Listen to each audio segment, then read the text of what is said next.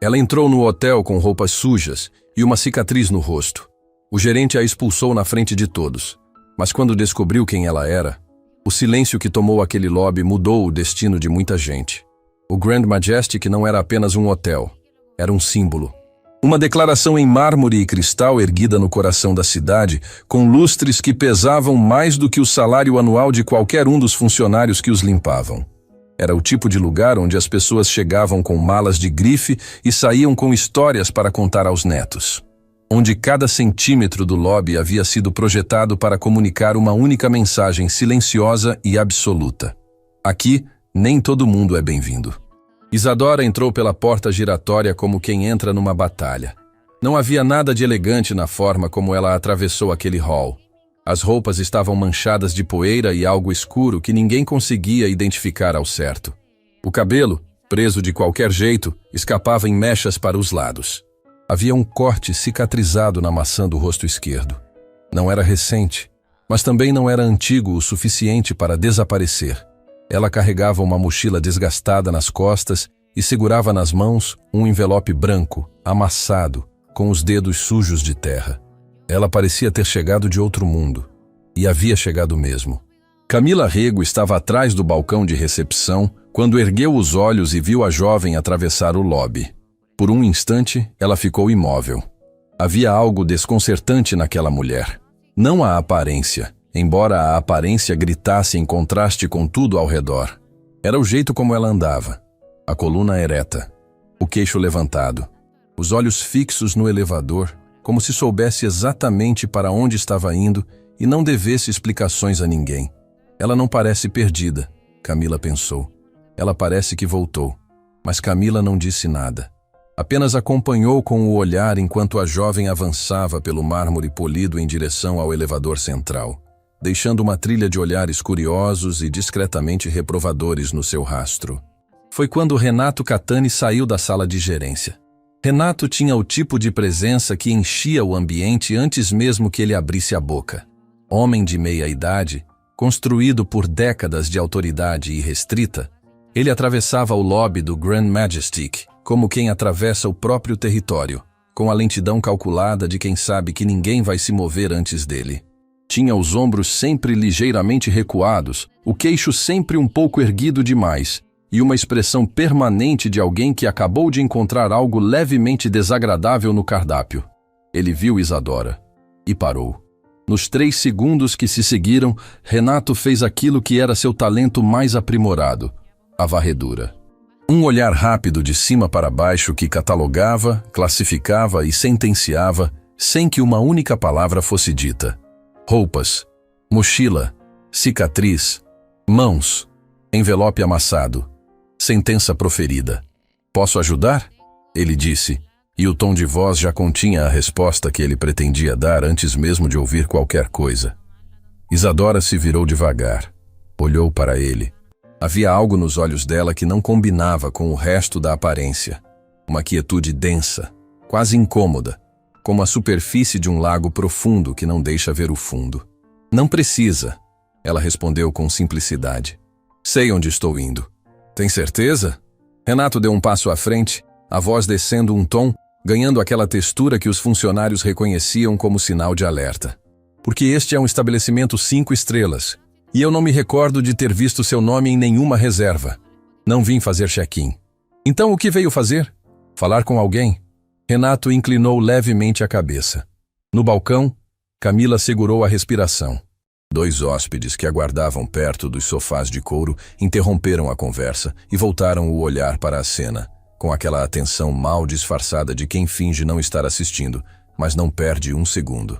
Falar com alguém, ele repetiu, como se as palavras tivessem um gosto amargo.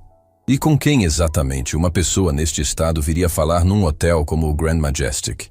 O silêncio que se instalou foi pesado. Isadora não respondeu imediatamente. Ela apenas olhou para ele por um momento longo demais para ser confortável. E então disse, com quem me convidou? Renato deu uma risada curta. Não uma risada de alegria. Era aquela risada específica de quem quer comunicar, sem precisar de palavras, que considera o outro completamente fora da realidade. Alguém a convidou. ele disse em voz alta, virando ligeiramente o rosto como quem convida a plateia a ouvir a piada. Camila viu 2 funcionários perto da entrada de serviço trocarem um olhar. Olha, eu não sei o que aconteceu antes de você chegar aqui, e honestamente não é da minha conta. Mas o que é da minha conta é a imagem deste hotel. E neste momento, você está no meio do lobby principal chamando a atenção de hóspedes que pagam muito caro para ter uma experiência tranquila. Então vou precisar pedir que... Eu não sairei, Isadora disse. Não foi dito com agressividade. Não foi dito com volume. Foi dito com aquela calma específica que é mais desconcertante do que qualquer grito. A calma de alguém que já passou por coisas que fariam a maioria das pessoas desmoronar e que por isso não tem mais medo de conversas difíceis. Renato parou. A risada saiu do rosto dele e deu lugar a algo mais frio. Como disse? Eu não sairei, ela repetiu com a mesma exatidão, como se estivesse simplesmente corrigindo uma informação incorreta. Tenho um compromisso aqui, e vou honrá-lo. Havia agora pelo menos 8 pessoas assistindo. 3 hóspedes, 2 funcionários da recepção, um mensageiro perto da entrada. Um casal que havia acabado de sair do elevador e parou instintivamente ao perceber a tensão no ar. E Camila, que segurava uma caneta sem escrever nada há tempo suficiente para parecer estranho, os olhos indo e voltando entre os dois como quem assiste a algo que pressentiu que acabaria mal. Renato respirou fundo pelo nariz. Quando voltou a falar, a voz tinha descido mais um tom. Agora estava naquela frequência grave e controlada que é, muitas vezes, mais intimidadora do que o grito. Vou chamar a segurança. Pode chamar, Isadora disse. E foi isso. 2 palavras. Ditas sem hesitação, sem desafio performático, sem drama. Apenas a declaração objetiva de alguém que não se move. Renato ficou parado por um segundo que pareceu durar muito mais. Então virou-se, caminhou até o painel de comunicação interno perto do balcão e pressionou o botão com uma firmeza que queria comunicar decisão, mas que Camila, que estava a menos de 2 metros, conseguiu ler como irritação mal controlada. Marcos, preciso de você no lobby principal. Agora! Menos de 1 minuto depois, Marcos Diniz surgiu pela lateral. Era um homem de presença física considerável, de postura profissional, com o crachá do Grand Majestic preso ao peito. Ele avaliou a cena em menos de 3 segundos. O gerente com a mandíbula travada, a jovem parada no centro do lobby com a mochila nas costas e o envelope na mão, os olhares de todos os lados, e caminhou com passos medidos em direção a Isadora. Senhorita, ele disse, a voz firme, mas sem rispidez. O gerente está solicitando que a senhora se retire do estabelecimento. Tenho um compromisso aqui. Ela repetiu, desta vez olhando diretamente para Marcos, sem mágoa, sem raiva. Como quem explica algo a alguém que ainda pode entender. Marcos olhou para Renato. Renato fez um gesto breve com a cabeça. Senhorita, por favor, Marcos disse, e havia algo diferente no tom dele. Um grão de desconforto que não existia quando ele chegou. Não quero que isso se torne uma situação desnecessária. Também não quero, Isadora disse. E então, pela primeira vez desde que entrou, ela fechou os olhos por 1 segundo. Apenas 1 segundo. Como quem engole algo que dói. Quando abriu, havia uma decisão ali. Mas não vou embora sem entregar o que preciso entregar. Sai daqui agora! A voz de Renato explodiu no lobby como um trovão num dia sem nuvens. Não foi um pedido. Não foi uma advertência. Foi um grito, alto, cortante, daquele tipo que faz as pessoas nas proximidades se encolherem instintivamente, mesmo quem não é o alvo. O casal que havia saído do elevador recuou um passo. Uma criança perto dos sofás agarrou a mão da mãe. Camila, atrás do balcão, sentiu o próprio coração dar um tranco. Isadora não recuou. Ficou exatamente onde estava, como se os pés dela tivessem raízes que desciam pelo mármore polido e chegavam à fundação do prédio. O envelope amassado continuava em suas mãos. E os olhos dela, aqueles olhos que tinham aquela quietude estranha desde o começo, estavam fixos em Renato com uma expressão que ele claramente não esperava encontrar. Não havia medo ali. Havia algo que ele não conseguia nomear, e isso o perturbou mais do que qualquer resposta que ela pudesse ter dado. Saiba bem o que está fazendo, ela disse, a voz baixa, destinada apenas a ele, Mas o silêncio que havia tomado o lobby era tão absoluto que chegou a todos os ouvidos ao redor. O que eu sei, Renato disse, se aproximando um passo, a mandíbula tensa. É que você entrou no meu hotel sem reserva, sem convite verificado, sem qualquer condição de estar aqui, e está me dizendo o que fazer. Isso não vai acontecer. Não estou dizendo o que fazer, ela respondeu. Estou te avisando. A palavra pendurou no ar. Avisando. Renato abriu a boca para responder, mas algum instinto que ainda funcionava sob toda aquela arrogância construída ao longo de anos, fez ele pausar por meio segundo. Havia algo na forma como ela havia dito aquilo. Não com ameaça, não com raiva. Com a objetividade tranquila de quem conhece um fato que o outro ainda não descobriu. Mas o orgulho foi mais rápido do que o instinto. Marcos, ele disse virando o rosto. Escolta ela para fora, agora. Marcos se posicionou ao lado de Isadora, não a tocando, mas indicando claramente a direção da saída com o gesto do corpo. Isadora olhou para ele. Olhou para o elevador, tão perto, a apenas alguns metros. Olhou para o envelope nas próprias mãos. E então, fez algo que ninguém esperava. Ela sorriu. Não um sorriso de derrota. Não um sorriso de desafio. Era um sorriso pequeno, quase imperceptível. Daqueles que só aparecem no rosto de quem sabe algo que os outros ainda não sabem. Como quem aceita uma aposta com plena consciência de que vai ganhar. Ela se voltou na direção da saída e começou a caminhar. O lobby inteiro respirou. Parte em alívio, parte em algo que não era exatamente alívio. Camila percebeu que estava com as mãos apertadas sobre o balcão, as articulações brancas. Não conseguia explicar por quê, mas havia uma sensação estranha pairando sobre tudo aquilo. A sensação de quem assiste uma peça e percebe, antes do intervalo, que o roteiro não vai para onde todos acham. Quando Isadora chegou à porta giratória, ela pausou. Sem se virar completamente de lado, onde apenas metade do rosto ficava visível para quem estava no interior do lobby, ela disse, com aquela voz baixa e precisa que cortava mais do que qualquer grito. O envelope que eu trouxe era para o senhor, Renato. Tinha documentos que o senhor precisava ver antes de amanhã. Uma pausa de 2 segundos, exata, cirúrgica. Mas tudo bem. Amanhã o senhor vai entender por que eu estava aqui. E saiu. A porta giratória a engoliu e a devolveu para a rua, para o mundo lá fora, para o ar que não cheirava a mármore e ar-condicionado caro. Renato ficou parado no centro do lobby. Em volta dele, as pessoas retomavam o que estavam fazendo, ou fingiam retomar postura restaurada, expressão restaurada, autoridade restaurada. Mas Camila o viu. Viu o exato momento em que ele olhou para a porta giratória que havia parado de girar, e uma sombra passou pelo rosto dele, rápida, quase invisível, como a sombra de uma nuvem num dia de sol que some antes que você possa ter certeza se existiu.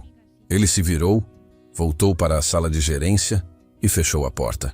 E Camila ficou sozinha atrás do balcão, com o coração acelerado sem razão clara, olhando para a porta giratória e pensando numa coisa que não conseguia tirar da cabeça. Aquela mulher não saiu derrotada. Aquela mulher saiu esperando. E havia uma diferença enorme entre as duas coisas.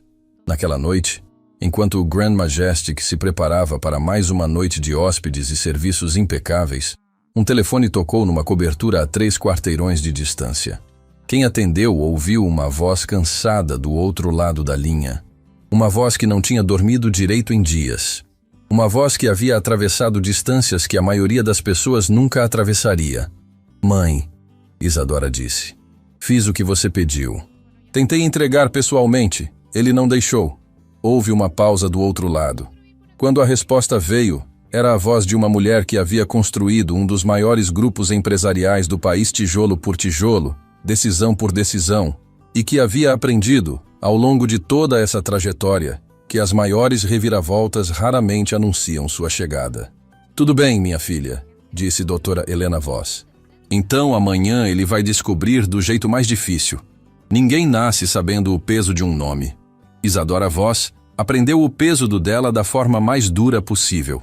Não num salão iluminado, não numa reunião de executivos, não num jantar de gala, onde os outros pronunciavam o sobrenome com aquela reverência discreta que as pessoas reservam para quem tem poder. Ela aprendeu numa tarde comum, sentada numa mesa de refeitório improvisado no meio de uma região que não aparecia em nenhum mapa turístico, assistindo uma criança comer pela primeira vez em 3 dias. Naquele momento, o sobrenome Voss não significava nada. E foi exatamente aí que ela percebeu o quanto ele poderia significar. Tudo havia começado alguns anos antes, quando Isadora tomou a decisão que sua mãe chamou de imprudente, seu advogado chamou de irresponsável, e ela chamou de necessária, abrir mão temporariamente da posição que lhe era de direito no grupo Voss Empreendimentos. O conglomerado que a família havia construído ao longo de gerações e que controlava, entre outros empreendimentos, uma cadeia inteira de hotéis de luxo espalhados pelo país, incluindo o Grand Majestic, e partir. Não uma viagem, não um afastamento temporário. Uma ida real, sem data de volta definida, para trabalhar numa organização humanitária chamada Mãos Abertas, que atuava em regiões remotas onde o Estado chegava tarde demais e a miséria chegava cedo demais. Doutora, Helena Voss havia ficado em silêncio quando a filha anunciou a decisão. Um silêncio longo, daquele tipo que não é vazio, é denso, cheio de coisas que as palavras não conseguem carregar. E então disse, com a frieza objetiva que era sua marca registrada em reuniões de conselho e que ela nunca havia conseguido completamente desligar em casa: "Você tem consciência do que está deixando para trás?" "Tenho", Isadora respondeu. "É exatamente por isso que estou indo." Helena não tentou impedi-la, não porque concordasse, mas porque havia algo no olhar da filha naquele dia que ela reconheceu. Uma firmeza que havia visto no espelho décadas antes, quando ela mesma havia tomado uma decisão que todos ao redor chamaram de loucura e que havia se tornado a pedra fundamental de tudo que construiu depois. Você não segura uma pessoa assim. Você apenas espera e reza para que ela volte inteira. Isadora não voltou completamente inteira. A cicatriz na maçã do rosto esquerdo era a prova mais visível disso, resultado de um acidente num trajeto de terra batida, noite fechada, chuva torrencial, um veículo que derrapou e bateu numa barreira de pedra. Ela havia sido a única a sair andando. O motorista voluntário que a acompanhava passou semanas se recuperando. A cicatriz ficou como lembrança de tudo que aquela noite custou.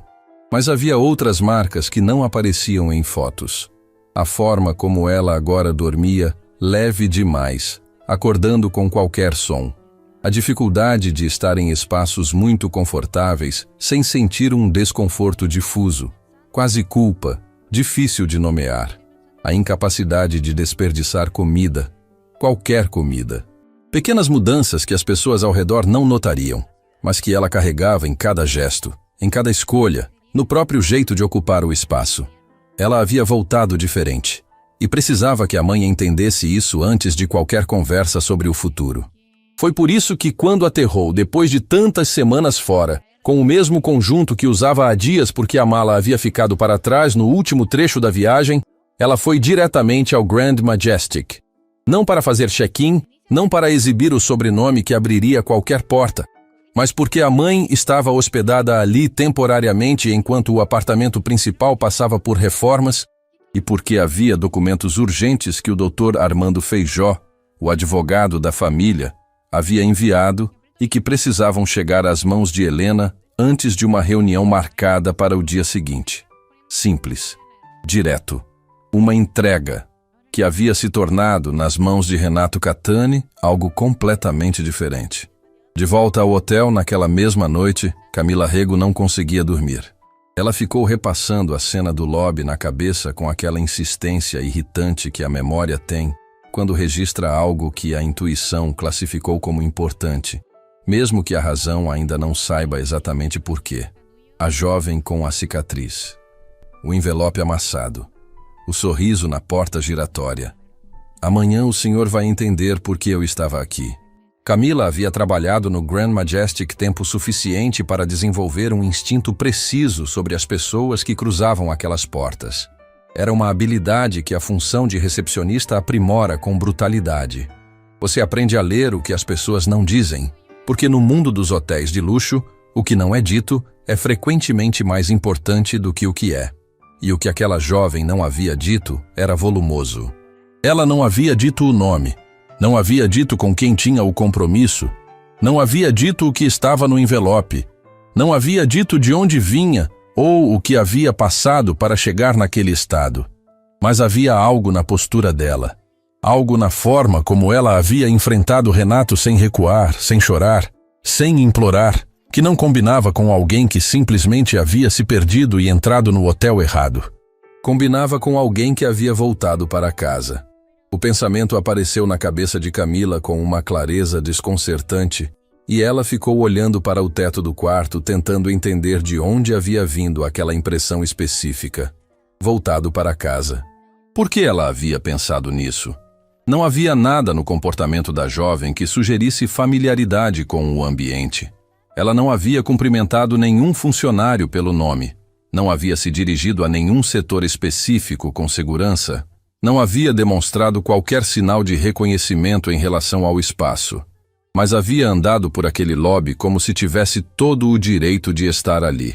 E essa era uma diferença sutil, mas crucial. Na manhã seguinte, Camila chegou ao trabalho mais cedo do que o normal. Havia uma agitação diferente nos corredores de serviço. Aquele tipo específico de movimentação acelerada e sussurrada que precede algo importante.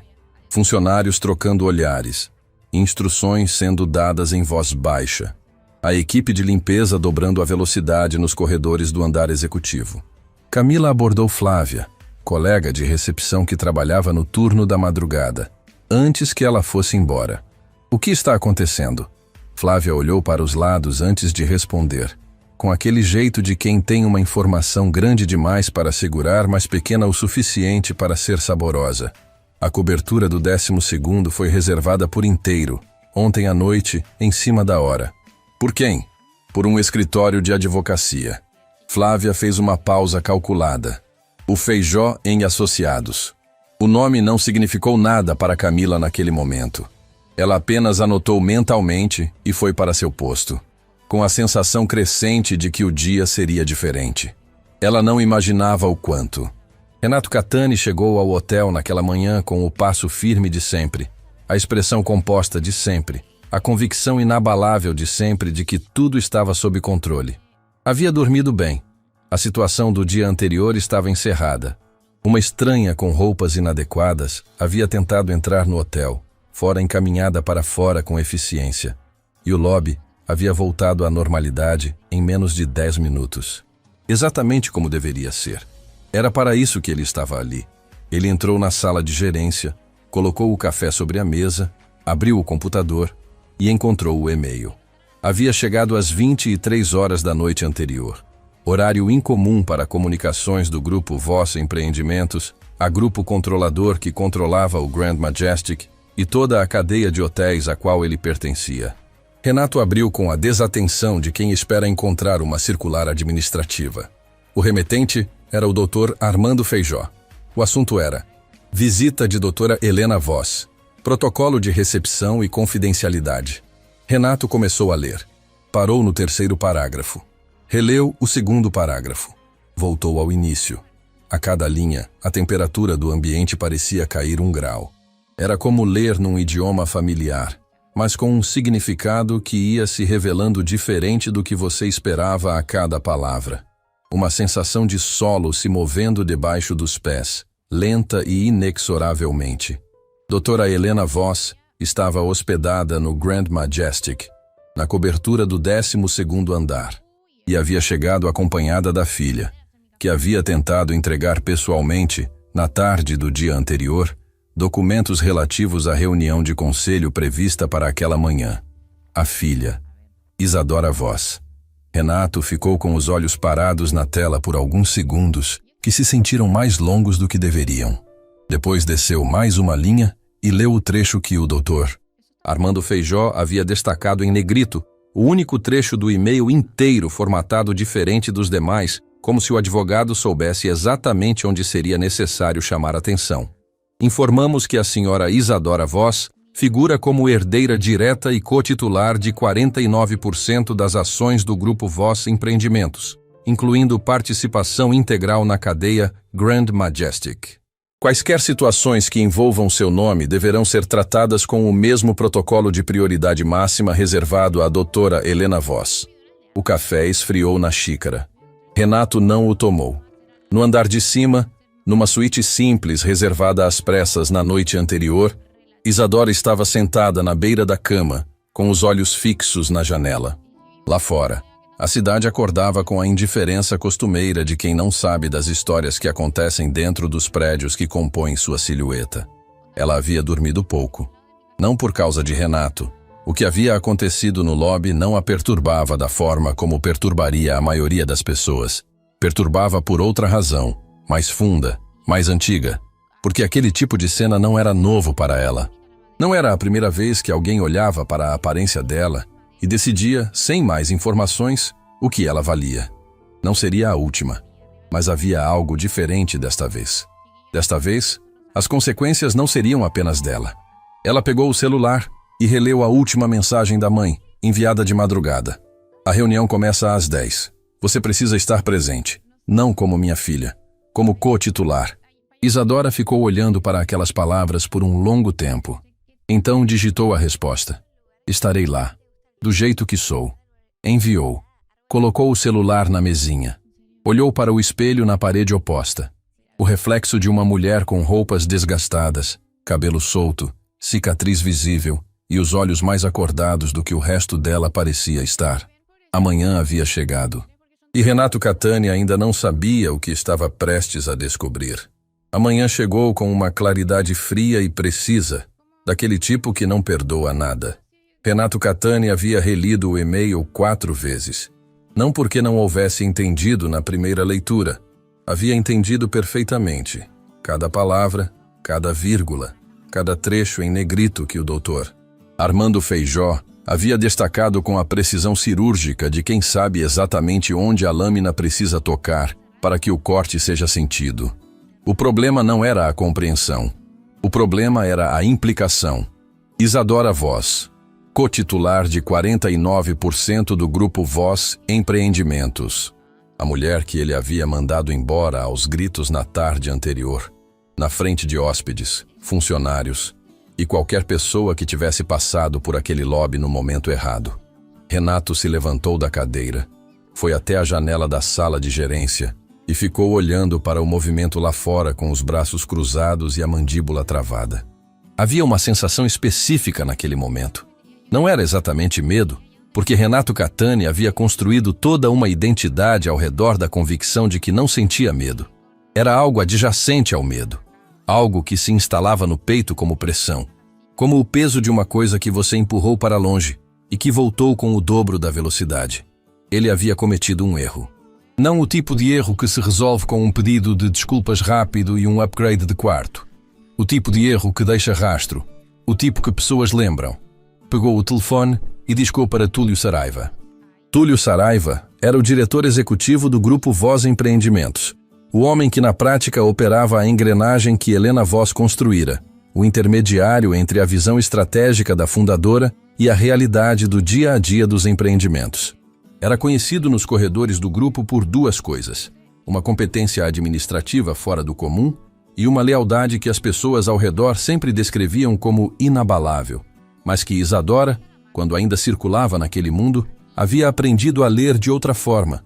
Lealdade que se inclina para onde o vento sopra mais forte não é lealdade, é cálculo. Quando o telefone tocou e Túlio viu o número de Renato na tela, ele atendeu no segundo toque.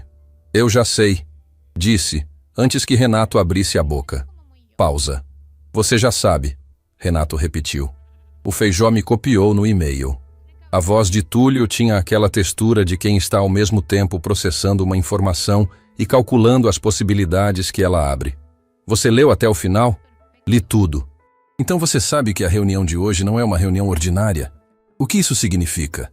Houve uma pausa do outro lado que durou exatamente o tempo suficiente para comunicar que a resposta que viria a seguir havia sido escolhida com cuidado. Significa, Túlio disse devagar, que Isadora Voss não esteve ausente todos esses meses apenas por escolha pessoal. Há uma cláusula no acordo societário que Helena ativou. Se Isadora comparecer à reunião de conselho e confirmar sua posição como co-titular, Ela assume participação ativa na gestão, não apenas no papel. Renato ficou em silêncio. E se ela não comparecer? Ele perguntou. Então a cláusula caduca. E Helena precisará tomar decisões sozinha que, pelo acordo, deveriam ser compartilhadas. Outra pausa. O que cria um problema jurídico considerável para o grupo. Renato entendeu. O envelope que Isadora havia tentado entregar não continha apenas documentos de rotina. Continha a notificação formal da ativação dessa cláusula. Documentos que precisavam estar nas mãos certas antes da reunião. Documentos que ele havia, indiretamente, impedido de chegar ao destino. Fechou os olhos por um segundo. Túlio, ele disse, a voz mais baixa do que pretendia. Eu preciso que você... Renato. A interrupção foi gentil, mas absoluta. Cuide do seu andar. Eu cuido do meu. A ligação encerrou. No 12º andar, a cobertura que havia sido reservada na noite anterior estava silenciosa quando Isadora bateu na porta. Helena Voz abriu ela mesma, sem assistente, sem secretária, sem a camada de intermediários que normalmente cercava qualquer movimento dela. Apenas ela, numa manhã em que havia decidido, por razões que não havia explicado a ninguém, dispensar o protocolo. As duas mulheres se olharam. Não havia abraço imediato. Não havia o tipo de reunião efusiva que filmes constroem quando mãe e filha se reencontram depois de longa separação. Helena e Isadora não eram esse tipo de relação. Nunca haviam sido. E as duas haviam aprendido, cada uma à sua maneira e em momentos diferentes, que isso não significava menos amor. Significava um amor diferente, mais silencioso, mais difícil de ver, mas igualmente real. O que Helena fez foi olhar para o rosto da filha. Demorou no lugar onde a cicatriz estava. Isadora não desviou o olhar. Entre, Helena disse. A cobertura era ampla, com janelas que iam do chão ao teto e entregavam a cidade inteira como se fosse um presente que o hotel oferecia aos hóspedes que podiam pagar por ele. Helena havia montado uma pequena estação de trabalho improvisada numa mesa de jantar. Documentos organizados em pilhas precisas, um laptop aberto, 2 xícaras de café que haviam esfriado. Isadora deixou a mochila perto da porta e ficou de pé por um momento, olhando para o ambiente com aquela expressão que tinha se tornado permanente nela, a de quem está sempre, discretamente, calculando a distância entre o que vê e o que considera necessário. Você tentou entregar os documentos pessoalmente, Helena disse. Não era uma pergunta. Como você pediu? E ele te mandou embora, aos gritos. Helena não disse nada por um momento. Caminhou até a janela, colocou as mãos para trás, ficou olhando para a cidade com aquela postura reta que décadas de reuniões de alto nível haviam transformado em segunda natureza. Você está bem? Ela perguntou. E havia algo diferente nessa pergunta. Algo que não estava na voz de Helena durante negociações ou decisões estratégicas. Algo mais antigo, mais nu. Isadora considerou a pergunta com honestidade antes de responder. Estou inteira, ela disse. Não sei se é a mesma coisa. Helena se virou devagar. Olhou para a filha por um longo momento. Para as roupas desgastadas, para os olhos fundos de cansaço, para a cicatriz que ela ainda não havia conseguido olhar, sem que algo dentro do peito se contraísse. Eu precisava que você entregasse os documentos pessoalmente, ela disse, a voz mais baixa agora, porque queria que você voltasse por essa porta como quem tem direito de estar aqui. Não como minha filha, como você. Isadora ficou em silêncio. E em vez disso, Helena continuou, o gerente do meu próprio hotel te expulsou como se você fosse uma intrusa. Não é o seu hotel, mãe, Isadora disse. É o nosso. Aquela correção simples, dita sem drama, pousou no ar entre as duas, como algo que havia demorado tempo demais para ser dito. Helena ficou olhando para a filha, e pela primeira vez naquela manhã, talvez pela primeira vez em muito tempo, o rosto da mulher que havia construído um dos maiores grupos empresariais do país mostrou algo que ela raramente deixava aparecer: orgulho. Não o orgulho performático de quem exibe conquistas em reuniões. O orgulho silencioso e doído de uma mãe que viu a filha desaparecer durante longos meses para um lugar onde poderia ter morrido, e que voltou com cicatriz no rosto E ainda assim, entrou por aquela porta com a coluna ereta. Precisa tomar banho, Helena disse. Tenho roupas aqui. Não vou mudar nada, Isadora respondeu com gentileza, mas sem espaço para negociação. Helena levantou uma sobrancelha. Vai entrar numa reunião de conselho assim? Vou entrar como voltei. Isadora encontrou os olhos da mãe. Se as pessoas ao redor da mesa precisam me ver arrumada para me levar a sério, então o problema não é minha roupa. Silêncio. E então, Helena Voss, a mulher que havia construído impérios, cruzado salas cheias de homens que não acreditavam que ela deveria estar lá, tomado decisões que mudaram trajetórias de centenas de funcionários sem piscar, virou-se de volta para a janela para que a filha não visse o que havia acontecido com o seu rosto. Lá embaixo, Camila estava atrás do balcão quando os viu chegarem. Primeiro a doutora. Helena Voss. Ela reconheceu porque havia sido orientada na véspera, de última hora, sobre o protocolo para hóspedes do nível máximo de prioridade. Uma mulher de presença serena e absoluta, que atravessou o lobby sem apressar o passo, sem olhar para os lados, sem precisar de nada para ocupar o espaço, além de simplesmente estar nele. E ao lado dela, meio passo atrás, mas de forma alguma diminuída por isso, a jovem da tarde anterior. As mesmas roupas, a mesma mochila, a mesma cicatriz e o mesmo porte.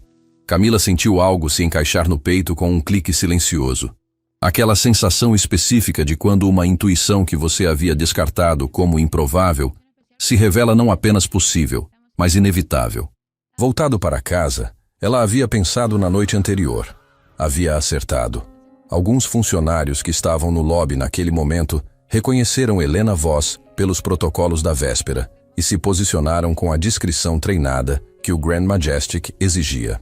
Mas os olhos de mais de uma pessoa foram inevitavelmente para a jovem ao lado dela, para a contradição ambulante entre a aparência desgastada e a companhia que mantinha, entre as roupas manchadas de viagem e a coluna que não se curvava. Renato saiu da sala de gerência no momento em que as duas atravessavam o lobby. Camila observou.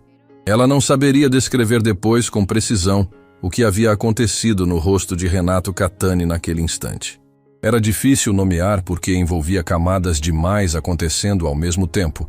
O reconhecimento, a compreensão, o cálculo e, por baixo de tudo isso, algo que ela havia visto poucas vezes na vida de pessoas acostumadas ao poder. A percepção de que o chão havia se movido e de que não havia como desfazer o passo que havia sido dado. Isadora ouviu. Parou. As duas mulheres pararam. Helena Voss pousou os olhos em Renato com a expressão específica de quem ainda não decidiu o que fazer com uma informação, mas que já sabe que vai fazer algo. Era um olhar que não precisava de palavras para comunicar seu peso. Renato abriu a boca. Fechou.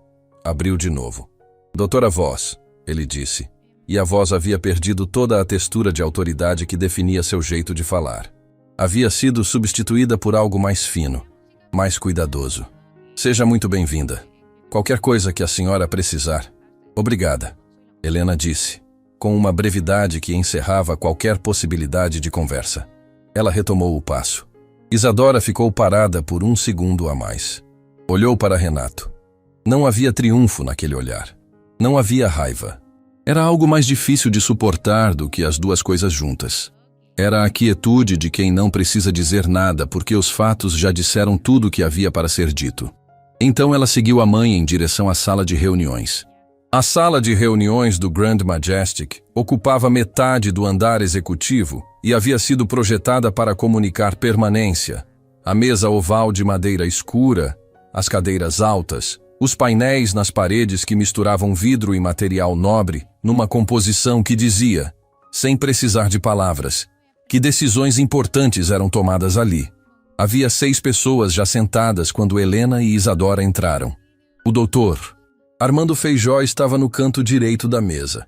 Um homem de cabelos completamente brancos e expressão que raramente mudava, independentemente do que estivesse acontecendo ao redor. Ele ergueu os olhos quando Isadora entrou. E algo que poderia ter sido alívio passou pelo rosto dele antes de retornar à neutralidade habitual. Túlio Saraiva estava na cabeceira oposta à de Helena. Ele era exatamente o que Isadora havia esperado encontrar. Um homem de meia idade, bem vestido, de postura composta e sorriso profissional, que chegava ao rosto um segundo antes do que deveria, o que tornava difícil saber se era genuíno ou calculado. Provavelmente, eram as duas coisas dependendo do momento. Quando Isadora entrou, os olhos de Túlio foram direto para ela. Não para as roupas, não para a cicatriz, para o envelope que ela ainda segurava na mão. O mesmo envelope amassado da tarde anterior, que havia sobrevivido a noite inteira e que ela havia se recusado a soltar. Algo mudou na expressão de Túlio. Rápido demais para ter certeza, lento demais para ser ignorado. Isadora notou, guardou. Helena tomou seu lugar na cabeceira principal sem cerimônias. Isadora sentou ao lado dela. A cadeira que havia ficado vazia, como se soubesse que seria ocupada. O doutor Feijó abriu a reunião com a formalidade precisa de quem conhece o peso de cada palavra que está prestes a pronunciar. Esta reunião foi convocada para confirmar a ativação da cláusula 7 do Acordo Societário do Grupo Voz Empreendimentos, que prevê a entrada formal de Isadora Voz como cogestora ativa do grupo. Ele fez uma pausa e olhou para cada rosto ao redor da mesa antes de continuar. Para que a cláusula seja ativada, é necessária a entrega formal dos documentos de notificação e a presença física da cotitular na reunião de conselho. Ambas as condições foram... Ele olhou brevemente para Isadora. Cumpridas. Túlio Saraiva abriu as mãos sobre a mesa. Com todo o respeito, Armando, ele disse, a voz medida. Houve uma irregularidade no processo de entrega dos documentos. A notificação formal não foi recebida dentro do prazo estabelecido pelo acordo, o que significa que, tecnicamente, a cláusula pode ser contestada. O silêncio que se instalou na sala tinha uma textura diferente do silêncio comum. Era o silêncio de pessoas que sabem que algo importante está prestes a ser decidido e que estão, cada uma à sua maneira, calculando o que essa decisão significa para elas. Isadora colocou o envelope sobre a mesa. Abriu devagar. Retirou os documentos com cuidado. Folhas que haviam sobrevivido a uma viagem longa, a uma expulsão humilhante, a uma noite numa suíte reservada em cima da hora, e os deslizou pela superfície polida da mesa na direção do Dr. Feijó. Os documentos estavam comigo ontem à tarde. Ela disse, a voz clara e precisa como uma linha reta. Tentei entregá-los aqui, neste prédio, a tempo. Fui impedida pelo gerente deste hotel. Uma pausa de 2 segundos. Um gerente que, pelo que entendo, responde a este conselho. O peso daquela frase pousou sobre cada pessoa na sala de forma diferente. Feijó examinou os documentos com a atenção meticulosa de quem precisa ter certeza antes de falar. Túlio manteve a expressão composta, mas Isadora viu claramente, o momento em que os dedos dele, pousados sobre a mesa, pressionaram 1 milímetro a mais contra a madeira. Um gesto pequeníssimo, quase invisível, quase. Os documentos estão completos, Feijó disse, erguendo os olhos. E a tentativa de entrega dentro do prazo está registrada. Ele olhou para Túlio. A contestação não tem respaldo. Túlio Saraiva ficou em silêncio por um momento. Depois sorriu. E foi esse sorriso, aquele sorriso que chegava ao rosto um segundo antes do que deveria, que fez Isadora entender, com uma clareza que fez o estômago se contrair, que aquilo não havia sido apenas uma objeção procedimental. Havia sido um teste. Túlio havia querido ver se ela recuaria. Havia querido ver se, depois de tudo que havia passado, a viagem, o cansaço, a humilhação no lobby, a noite mal dormida, ela ainda teria em pé a firmeza necessária para sentar naquela cadeira e não sair dela. E acabara de descobrir a resposta. Bem-vinda de volta, Isadora, ele disse. E havia algo naquele bem-vinda que não era boas-vindas de forma alguma. Era o reconhecimento de um adversário. Isadora o olhou nos olhos por um momento longo o suficiente para que a mensagem chegasse. Eu sei o que você é. Depois virou o rosto para a pauta da reunião e disse com aquela voz baixa e precisa que Camila havia ouvido no lobby na tarde anterior e não havia conseguido tirar da cabeça. Podemos começar. Algumas verdades não chegam como trovão.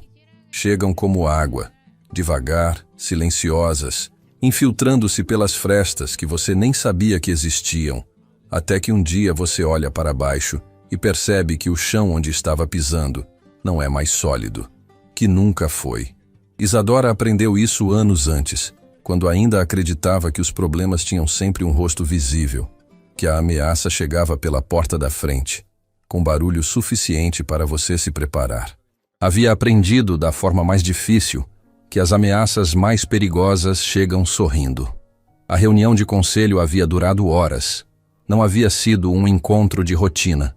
Cada item da pauta carregava um peso específico, e Isadora havia percebido, bem antes da metade, que aquela reunião havia sido montada com uma arquitetura cuidadosa. A ordem dos temas, a forma como certas informações eram apresentadas, os números que apareciam antes de outros números, havia uma lógica subjacente que não era imediatamente óbvia, mas que ela foi lendo com a paciência de quem aprendeu, em meses de trabalho em campo, que o que não é dito importa tanto quanto o que é. Túlio Saraiva havia conduzido a maior parte da apresentação com a fluência de quem conhece o material de cor. Era preciso admitir, e Isadora admitia, porque honestidade era uma das poucas coisas que ela não havia deixado para trás na viagem, que ele era extraordinariamente competente. Cada número na ponta da língua, cada projeção fundamentada, cada resposta chegando antes que a pergunta terminasse. Mas havia um setor que ele havia apresentado com uma velocidade levemente diferente dos outros. Levemente, quase imperceptível. O setor de aquisições. Isadora havia anotado mentalmente e não havia dito nada. Não ainda. Quando a reunião encerrou e os membros do conselho foram saindo em conversas paralelas, Isadora ficou para trás. O Dr. Armando Feijó também ficou.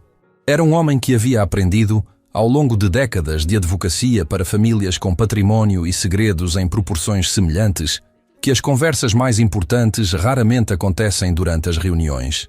Acontecem depois, quando as gravatas são afrouxadas e as máscaras pesam mais do que deveriam. Ele se sentou ao lado de Isadora enquanto os últimos conselheiros saíam pela porta. "Você notou", ele disse. Não era pergunta. "O setor de aquisições", ela respondeu. Feijó abriu uma pasta fina que havia mantido fechada durante toda a reunião. Retirou 3 folhas grampeadas e as colocou sobre a mesa na direção dela. "Recebi isso há 10 dias", ele disse. "Não mostrei à sua mãe ainda. Precisava que você voltasse primeiro." Isadora pegou as folhas. Leu. Releu o segundo parágrafo. Havia um contrato de aquisição, preliminar, ainda em fase de negociação, referente a um conjunto de terrenos numa região específica onde o Grupo Voz possuía projetos de expansão previstos para os próximos anos. Uma negociação que, pelo que os documentos indicavam, havia sido iniciada há alguns meses, justamente durante o período em que Isadora estava fora e a cláusula societária ainda não havia sido ativada. O comprador, formalizado através de uma empresa intermediária com nome fictício, era um grupo controlador cujo rastro societário levava, depois de 2 ou 3 camadas de documentação, a um único nome: Túlio Saraiva. Isadora ficou com os olhos parados naquele nome por um momento. Não havia surpresa. Havia, na verdade, a sensação específica de quando uma suspeita que você cultivou em silêncio finalmente encontra o documento que a transforma em fato. Uma sensação que não é boa nem ruim. É só pesada. Ele estava comprando terrenos que o grupo pretendia adquirir. Ela disse devagar, organizando em voz alta o que havia lido, com antecedência, usando uma empresa que não tem ligação aparente com ele. E revendendo para o grupo, Feijó completou, a um valor consideravelmente superior ao que pagou, usando o próprio acesso às informações internas para saber onde e quando o grupo se movimentaria. Durante meses nos quais nenhuma outra voz cogestora estava ativa para questionar as aprovações. O silêncio que se instalou entre os dois tinha a textura específica das coisas que não podem ser desfeitas, apenas enfrentadas. "Minha mãe sabe?" Isadora perguntou. "Sua mãe confia em Túlio há muitos anos." Feijó disse, com o cuidado de quem escolhe as palavras, sabendo que cada uma vai pousar de forma diferente. Ele foi fundamental na construção do grupo durante uma fase muito difícil. Essa confiança é real. E é exatamente o que ele usou. Isadora dobrou as folhas com cuidado e as guardou. Ficou em silêncio por um momento longo. "Quanto tempo você acha que isso está acontecendo?" Ela perguntou. Feijó ajustou os óculos. O suficiente para que o valor desviado seja considerável. Pausa. E o suficiente para que ele tenha se tornado muito bom em não deixar rastros fáceis. Isadora assentiu devagar. Havia uma parte dela que queria ir diretamente até a mãe naquele momento, subir os andares, bater na porta da cobertura, colocar os documentos sobre a mesa e dizer tudo de uma vez. Havia uma urgência que pulsava por baixo de tudo, insistente. Mas ela havia passado meses em lugares onde agir rápido demais custava mais do que agir tarde. Onde a diferença entre resolver um problema e criar 3 problemas piores era frequentemente a capacidade de esperar o momento certo. Preciso de mais, ela disse. Preciso de tudo que você tem. E preciso saber se há mais pessoas envolvidas. Feijó a olhou por um instante com a expressão de quem estava avaliando algo que havia começado a avaliar bem antes dessa conversa. Eu esperava que você dissesse isso, ele respondeu. Enquanto isso, em outro andar do mesmo hotel, Renato Catani estava tendo o pior dia da sua carreira. Não havia sido chamado para a reunião de conselho, o que, em si, não era incomum. Sua função era operacional, não estratégica. Mas havia algo diferente na forma como os corredores executivos haviam se movimentado naquela manhã. Uma agitação que chegava até os andares de baixo em forma de sussurros e olhares trocados entre os funcionários que transitavam entre os setores. Camila havia percebido tudo. Ela tinha essa capacidade, desenvolvida ao longo de tempo suficiente atrás de um balcão de recepção, de absorver o ambiente como uma esponja sem parecer que estava prestando atenção. E o que ela havia absorvido naquela manhã era considerável. Havia visto Túlio Saraiva sair da sala de reuniões com aquele sorriso no rosto que chegava 1 segundo antes do que deveria. Havia visto o Dr. Feijó sair por último, carregando a pasta que havia mantido fechada durante todo o tempo. Havia visto Helena Voss atravessar o lobby com a postura reta de sempre, mas com algo diferente nos olhos. Não preocupação, exatamente, mas como uma resolução que havia se cristalizado. E havia visto Isadora, que havia saído da sala de reuniões por último, parado no corredor por um momento e olhado ao redor com aquela expressão que Camila já havia começado a reconhecer.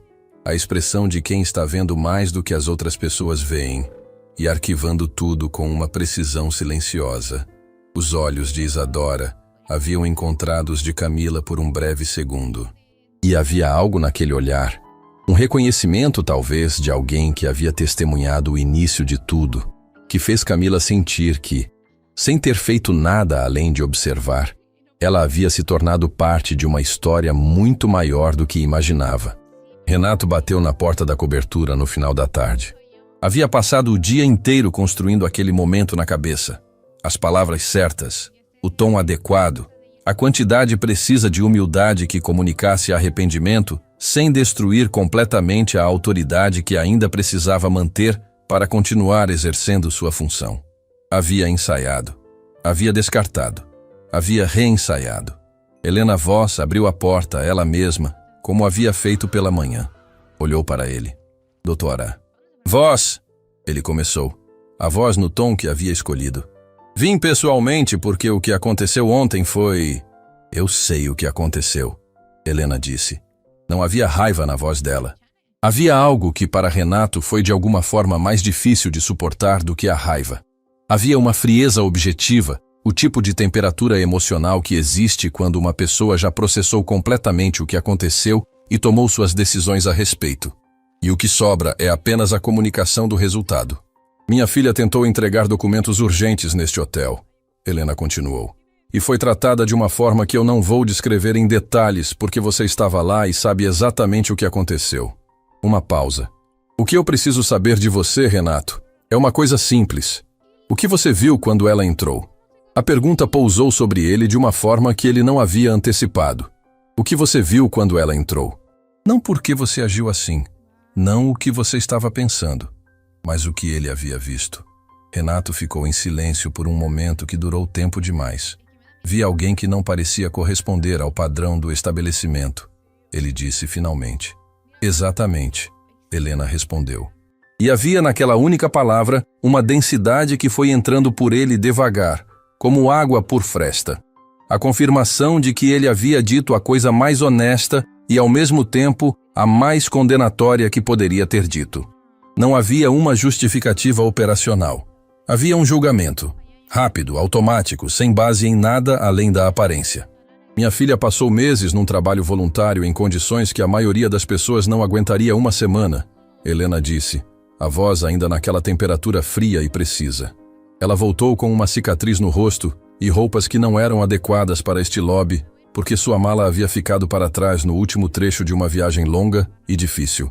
Ela veio direto aqui porque eu pedi, porque havia urgência. E você a tratou como se a aparência dela fosse o único dado relevante sobre quem ela era. Renato não disse nada, porque não havia nada a dizer.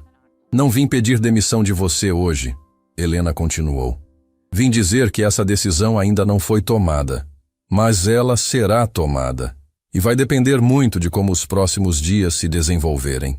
Renato assentiu uma vez, com a rigidez de quem ainda está tentando manter alguma compostura sobre um chão que não é mais firme. Pode ir, Helena disse. Ele foi. Naquela noite, Isadora ficou sentada à mesa da cobertura com os documentos que Feijó havia lhe entregado espalhados à frente. Helena estava ao lado dela. E havia sido Isadora quem havia contado tudo, com a mesma calma objetiva com que havia entrado no lobby na tarde anterior, porque havia aprendido que certas verdades precisam ser ditas inteiras, de uma vez, sem amenizar os ângulos. Helena havia ouvido tudo sem interromper. Quando Isadora terminou, ficou em silêncio por um longo momento. Depois disse uma coisa que Isadora não esqueceria. Sabe o que me dói mais nisto tudo? Helena perguntou, os olhos fixos nos documentos sobre a mesa. Não é o dinheiro, não é a traição profissional. Ela ergueu os olhos para a filha. É que enquanto eu confiava nele, eu poderia ter prestado mais atenção em você. O ar na sala ficou diferente. Isadora olhou para a mãe, para os cabelos que tinham mais branco do que a última vez que as duas haviam estado naquela proximidade, para as mãos que seguravam os documentos com uma firmeza que escondia, mas não completamente, um tremor que não era físico. Mãe, ela disse, a voz saindo mais baixa do que pretendia. Eu sei, Helena respondeu. Eu sei. E pela primeira vez desde que Isadora havia voltado, desde a porta giratória, desde a cicatriz, desde o envelope amassado, desde tudo, as duas ficaram em silêncio ao mesmo tempo, lado a lado, sem que nenhuma precisasse de mais palavras. Porque algumas coisas pesadas demais para carregar sozinha ficam exatamente do tamanho certo quando duas pessoas as carregam juntas. Há um momento específico antes de qualquer confronto verdadeiro. Não é o momento do grito, nem o momento da acusação, nem o momento em que as verdades finalmente saem pela boca de quem as carregou por tempo demais. É o momento anterior a tudo isso, silencioso, tenso, invisível para quem está do lado de fora, quando uma pessoa decide, com toda a clareza que a dor e a raiva permitem, exatamente como vai agir.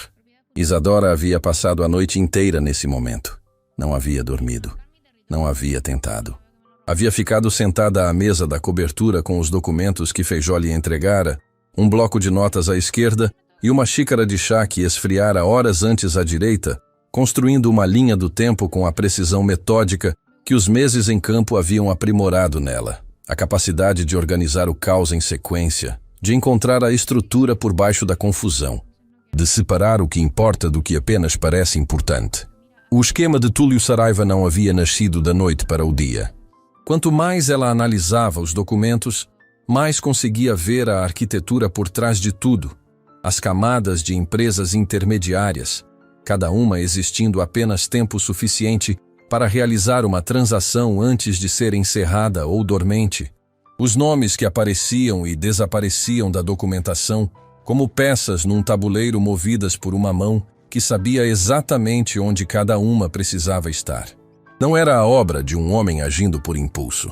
Era a obra de alguém que havia planejado durante tempo suficiente para acreditar que era seguro, que havia construído distância suficiente entre o próprio nome e os atos para se sentir intocável, que havia esperado, com a paciência calculada de quem conhece o funcionamento interno de uma organização melhor do que qualquer auditoria externa poderia revelar.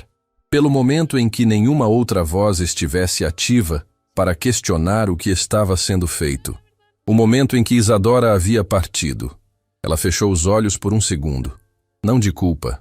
Havia feito as pazes com essa parte difícil da história. A missão havia sido necessária. A escolha havia sido real. Mas havia uma dor específica em perceber que sua ausência havia sido usada. Que alguém havia olhado para o espaço que ela deixou e visto não uma perda, mas uma oportunidade. Abriu os olhos, pegou o bloco de notas, escreveu um nome no centro da página e começou a traçar linhas. De manhã cedo, antes que o hotel acordasse completamente, Camila chegou ao seu turno e encontrou uma mensagem no sistema interno direcionada à recepção. Protocolo de atendimento especial para a suíte do 12º, solicitando que qualquer comunicação para os hóspedes daquele andar fosse tratada exclusivamente por ela. A solicitação havia sido feita às 4 da manhã, pelo nome de Isadora Voss. Camila ficou olhando para a tela por um momento. Depois respirou fundo, ajustou o crachá e assumiu o posto com a sensação de quem recebeu uma responsabilidade sem que ninguém explicasse exatamente o que ela envolvia. Menos de uma hora depois, o telefone da recepção tocou. Camila, disse a voz do outro lado, direta, sem preâmbulo. Vai chegar um homem esta manhã pedindo para falar com a doutora Helena Voss. Nome dele é Túlio Saraiva. Você vai dizer que a doutora Voss está indisponível e que qualquer comunicação deve ser encaminhada ao doutor Feijó. Entendido, Camila respondeu. E havia algo na própria resposta que a surpreendeu. A ausência de hesitação, a naturalidade com que ela havia aceitado aquela instrução de uma mulher que há 2 dias havia sido expulsa daquele mesmo hotel. Obrigada, Isadora disse. E então, depois de uma pausa breve, você esteve lá ontem, no lobby. Estive, Camila confirmou. Eu sei que viu tudo. Outra pausa. Obrigada por não ter desviado o olhar. A ligação encerrou. Camila ficou com o telefone na mão por um segundo a mais, com a sensação estranha e inesperada de que aquele obrigado havia pesado mais do que qualquer elogio que havia recebido em anos de trabalho naquele hotel. Túlio Saraiva chegou ao Grand Majestic às 9 da manhã. Pontual. Impecável. Com o sorriso profissional no rosto e a pasta de couro na mão, que era uma extensão tão constante de sua figura, que os funcionários do grupo raramente o imaginavam sem ela. Ele atravessou o lobby com o passo seguro de alguém que havia atravessado aquele mesmo espaço centenas de vezes e que esperava que a 100ª vez fosse exatamente igual às anteriores. Camila o recebeu antes que ele chegasse ao elevador. Bom dia, Sr. Saraiva. A doutora Voss está indisponível esta manhã. Qualquer comunicação deve ser encaminhada ao Dr. Feijó. Túlio parou. O sorriso não saiu, mas algo por baixo dele mudou. Uma tensão sutil que percorreu a mandíbula e desapareceu antes que qualquer pessoa menos atenta pudesse capturar. Indisponível, ele repetiu. Sim, senhor. Eu tinha um compromisso agendado. Não consta nenhum compromisso no sistema para esta manhã, senhor. Camila manteve a voz exatamente no tom correto. Profissional, sem hostilidade, sem espaço para negociação. Se quiser, posso encaminhar uma mensagem ao Dr. Feijó informando que o senhor esteve aqui. O silêncio durou 4 segundos. Camila os contou. Não será necessário, Túlio disse. Fez meia volta e saiu com o mesmo passo seguro com que havia entrado, mas Camila notou, registrou e arquivou que ele havia olhado para o elevador uma fração de segundo antes de virar. Como quem avalia uma alternativa e decide que o momento ainda não é esse. No mesmo instante, 2 andares acima, Isadora estava numa ligação com o Dr. Feijó. Ele veio, ela disse quando o sistema interno confirmou a saída de Túlio pelo lobby. Como esperado, Feijó respondeu. Ele precisava saber até onde você havia chegado antes de decidir o próximo movimento. E agora ele sabe que chegamos longe o suficiente para bloquear o acesso. O que significa que ele vai acelerar. Isadora sentiu para si mesma. Era esse o ponto de inflexão.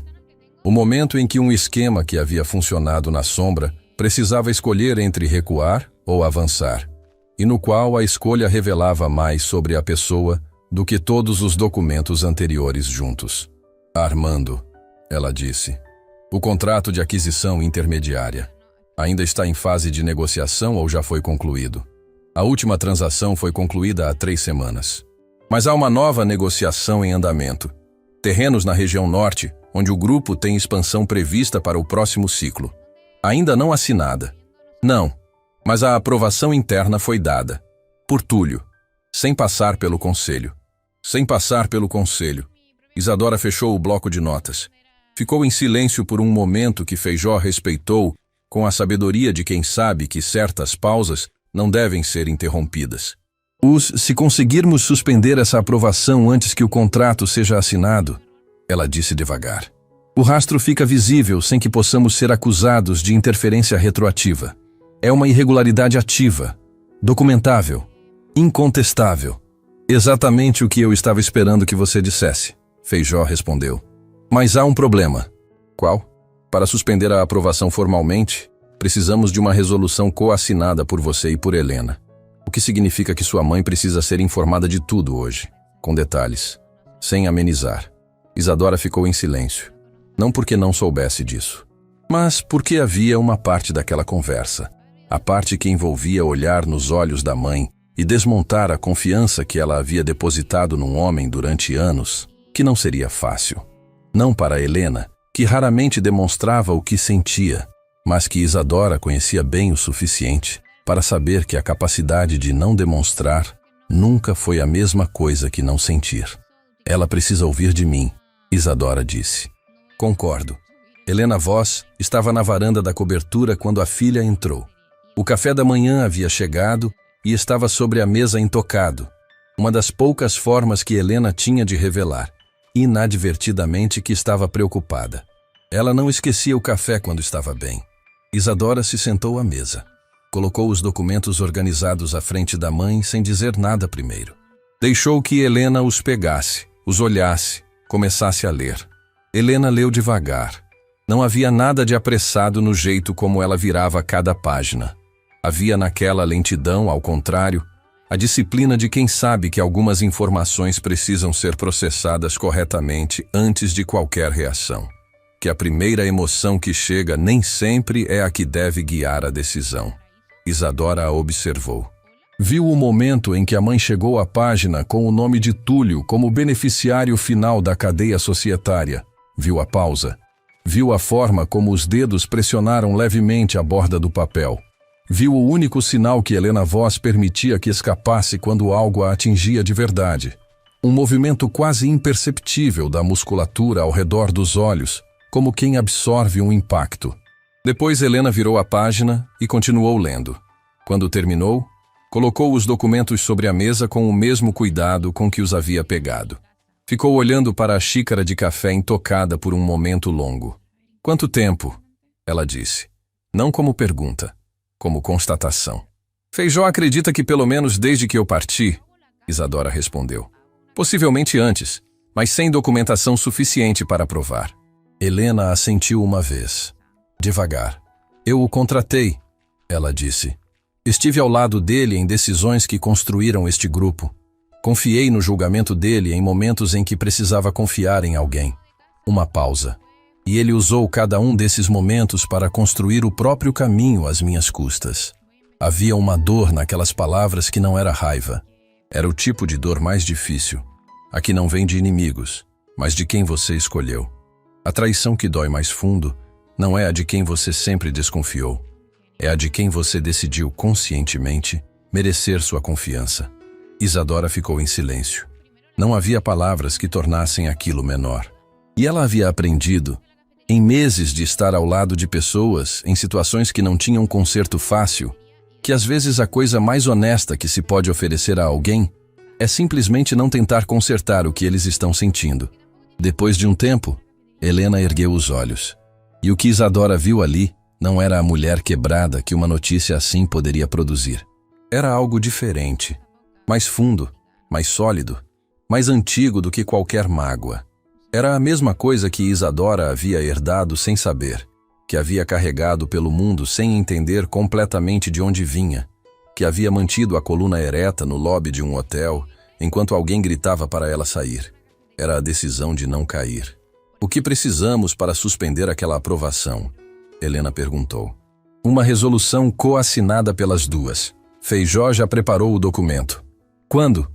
Hoje, antes que Túlio perceba que o caminho está fechado. Helena se levantou da cadeira com aquela postura reta que não era postura de arrogância. Era a postura de alguém que havia aprendido, da forma mais dura, que o corpo precisa liderar quando a mente ainda está processando. Então vamos, ela disse. Naquela tarde, enquanto Helena e Isadora assinavam a resolução na presença do Dr. Feijó, Túlio Saraiva estava no seu escritório a alguns quarteirões de distância, tentando contato com a empresa intermediária responsável pela nova negociação de terrenos. O número não atendeu. Tentou novamente. Nada. Enviou uma mensagem. Sem resposta. Abriu o sistema interno do grupo para verificar o status da aprovação que havia dado semanas antes. E encontrou, no lugar onde deveria estar o avanço do processo, uma única linha em vermelho. Aprovação suspensa por resolução coassinada das titulares. Processo encaminhado para a auditoria interna. Túlio ficou olhando para a tela. O sorriso que chegava um segundo antes do que deveria não apareceu desta vez. Nenhum sorriso apareceu. Havia apenas um homem sozinho num escritório silencioso, olhando para uma tela que dizia, sem rodeios, que o chão que ele havia construído ao longo de tanto tempo havia encontrado, finalmente, o peso certo para ceder. Há coisas que o tempo não resolve. Ele cobre às vezes. Ele afasta, em alguns casos. Mas resolver, no sentido verdadeiro de tirar o peso, de fechar o que ficou aberto, de devolver à pessoa aquilo que foi tirado dela, isso o tempo não faz sozinho. Para isso, é preciso que alguém decida agir. Isadora havia decidido.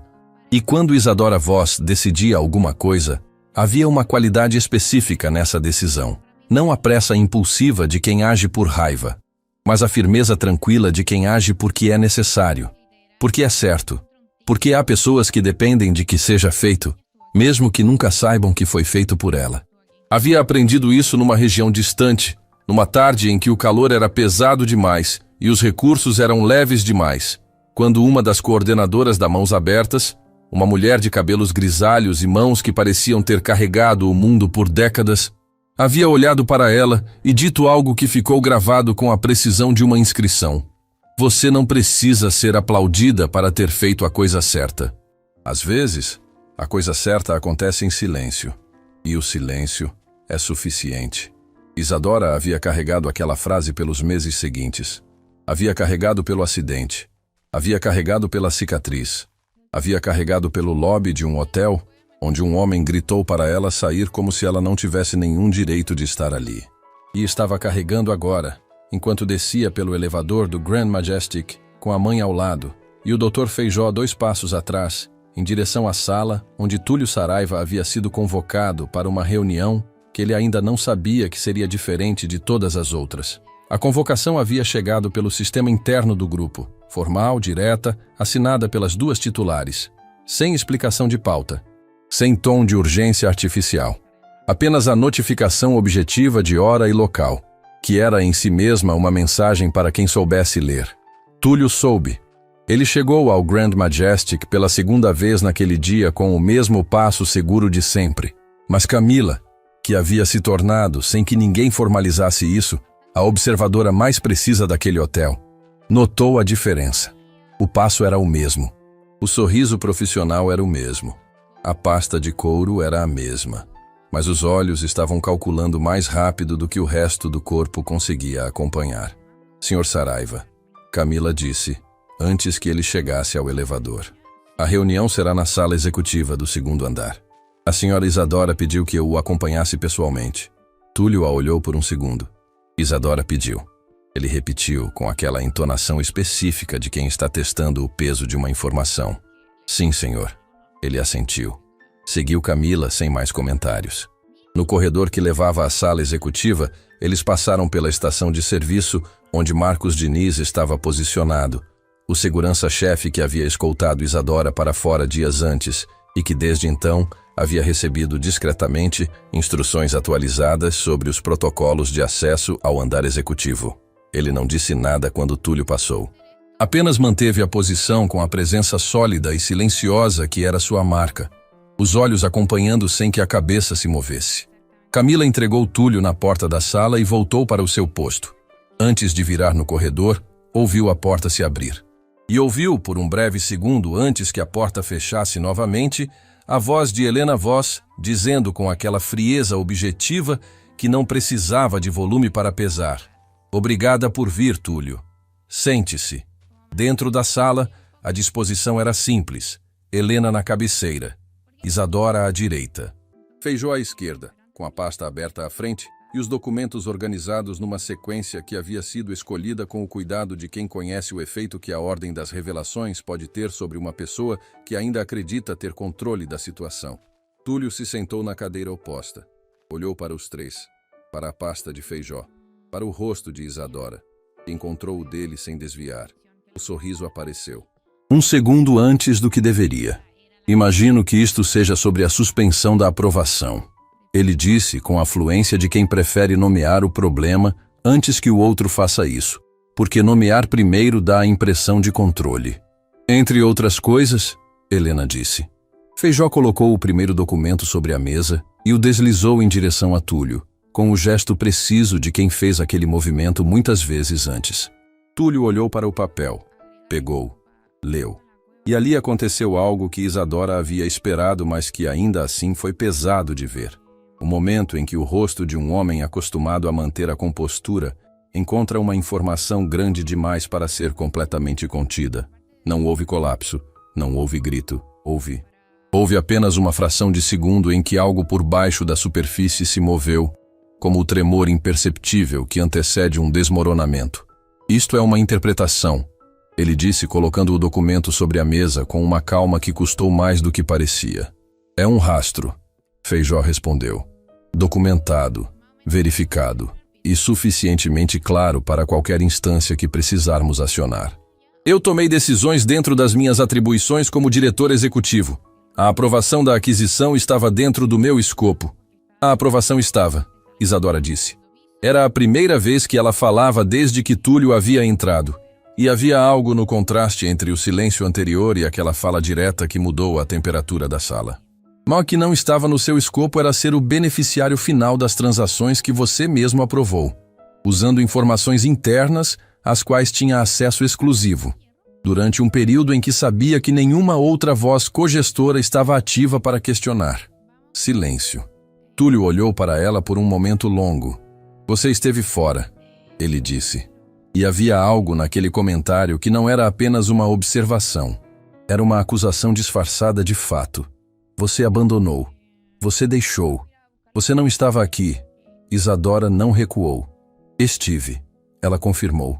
E quando voltei, com roupas que não eram adequadas para este lobby e uma cicatriz no rosto que não estava lá quando saí, fui tratada como intrusa no meu próprio hotel, por um gerente que responde a este grupo. Uma pausa de 2 segundos. Você sabia que eu havia tentado entrar no dia anterior à reunião de conselho? A pergunta pousou sobre a mesa como algo com peso físico. Túlio ficou em silêncio. Sabia. Isadora repetiu, e desta vez não era pergunta. Renato Catani não agiu apenas por julgamento próprio. Ele recebeu, semanas antes, uma orientação sua sobre protocolos de acesso ao hotel para pessoas sem reserva confirmada. Uma orientação genérica o suficiente para ter negação plausível, mas específica o suficiente para que alguém com o perfil que eu tinha naquele dia fosse barrado automaticamente. O silêncio de Túlio era agora de natureza diferente. Não era mais o silêncio de quem está calculando o que dizer. Era o silêncio de quem percebe que o chão que achava sólido foi na verdade construído sobre algo que não aguentaria esse peso. Helena havia ficado em silêncio durante toda essa parte da conversa. Mas agora ela se inclinou levemente para a frente e olhou para Túlio com aquela expressão que Isadora conhecia. A expressão que não tinha raiva nem mágoa visíveis, porque ambas haviam sido processadas antes de entrar naquela sala. E o que restava era apenas a clareza absoluta de quem já tomou sua decisão. Você trabalhou ao meu lado por anos, Helena disse. Esteve presente em momentos em que eu precisava de alguém presente. Contribuiu para construir algo que eu não havia conseguido sozinha. Isso é real. Não vou fingir que não é. Túlio ficou muito quieto. Mas você usou cada um desses anos para construir também o seu próprio caminho, ela continuou, às custas deste grupo e das pessoas que dependem dele. E usou minha confiança como ferramenta. Pausa. Isso também é real. Helena, ele disse. E pela primeira vez naquela reunião, o nome saiu sem o verniz profissional. Saiu como sai quando uma pessoa está tentando alcançar algo que sente escorregando. O que eu fiz pode ter sido irregular, mas nunca foi contra o grupo. Nunca tomei uma decisão que prejudicasse. Você tomou uma decisão que prejudicou minha filha, Helena disse. 3 palavras cortaram tudo o que havia antes delas. Minha filha. Não a cotitular. Não a senhora Isadora. Não qualquer título ou posição. Minha filha.